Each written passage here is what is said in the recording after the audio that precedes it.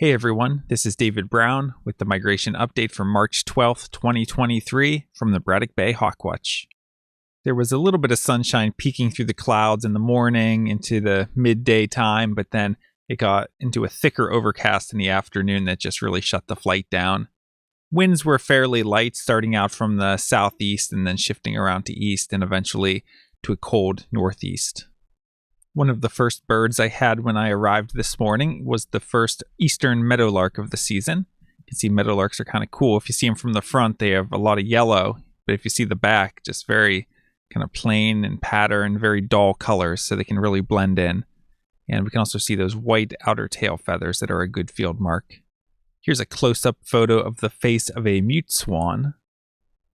The clocks changed last night, and I arrived around 9 a.m., which would have been 8 a.m. old time, which is slightly earlier than I've been getting out. Usually I've been getting out at 8:30 to 9 old time. So getting there a little bit early, there was still a lot of geese on the bay. It seems like a lot of geese spend the night there and then head off to go to fields to eat, probably. But gave me a chance to pick through a couple thousand Canada geese. There were two snow geese mixed in. There was a white adult and then this adult blue goose. And its head is turned away. That's why you can't really see the bill. Here are two tundra swans that took off out of the bay in the morning. And I know they're tundra swans because I heard them calling. And also they have black bills with a little bit of yellow. Just this little bit of yellow here by the eye. Here we have a juvenile bald eagle. So a bald eagle that was born last year. And there was a decent number of bald eagles around today, especially around midday when the thermals built up a little bit. Had maybe 8 or 10 eagles soaring together at one point. So decent day for eagles, but it was just that short period we saw them, and then the clouds moved in again and shut down the flight. And there was a very small number of turkey vultures migrating.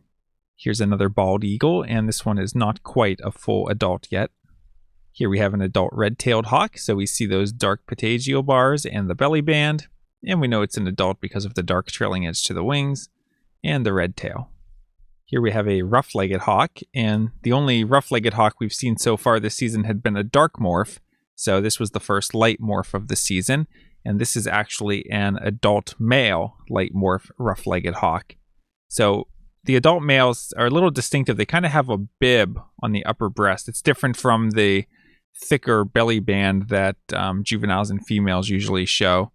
So it's kind of a different underside plumage, and we also see that it's got some tail bands. And another feature we can use to age a rough-legged hawk as an adult is the dark trailing edge to the wing, exactly the same as we see with species like red tails and broadwings as well.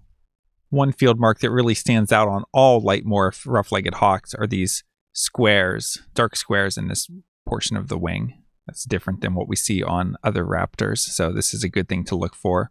There's just something about their overall plumage, just the kind of mix of light and dark that's quite different from anything else that we see. So they stand out quite a bit just plumage-wise.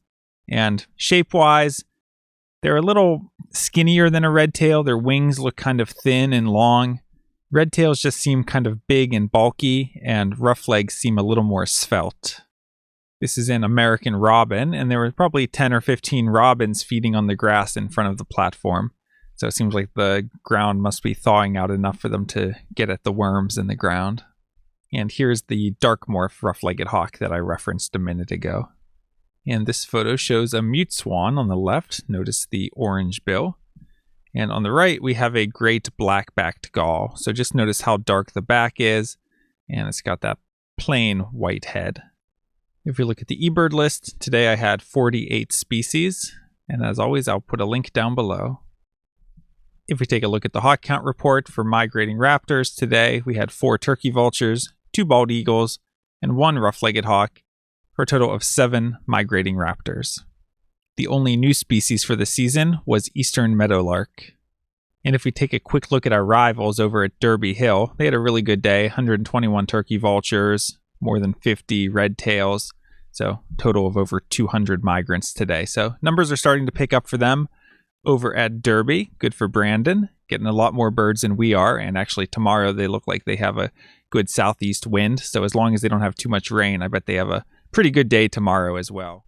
The forecast for tomorrow is looking cloudy with a chance of rain and snow. Temps in the mid to upper 30s, light southwesterly winds. So it's a good wind direction, but I'm a little worried that it might be too weak of a wind to overcome the overcast skies and those rain showers. So we'll have to see. If we end up getting less precipitation, there's a chance we might get somewhat of a flight, especially if the winds are on the stronger end. But if the winds are light and it's just a thick overcast, especially with some rain and snow showers, then we might not see much. So it might turn out to be an okay day, or it might turn out to be a total bust. We'll have to see. For Tuesday, we're looking at snow with increasing winds. Temps in the low to mid 30s, winds northwest at 20 to 30 miles per hour. So very strong winds. And they're forecasting 3 to 5 inches of snow.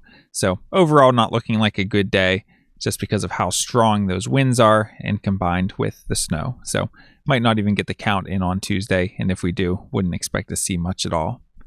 For Wednesday, looking cloudy early and then partly cloudy. High around 37, winds west-northwest at 15 to 25. So the winds are a little on the strong end, but a little bit of sunshine, not a terrible wind direction. I bet we see some migrant raptors, but not a huge day.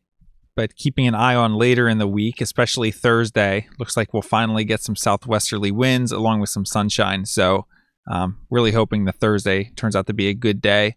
Friday is looking warm as well, but with a higher chance of rain, so that might not be as good. So keep an eye over the next few days to see what that forecast ends up being for Thursday. From Lyco Birds, this is David Brown. Thanks for watching.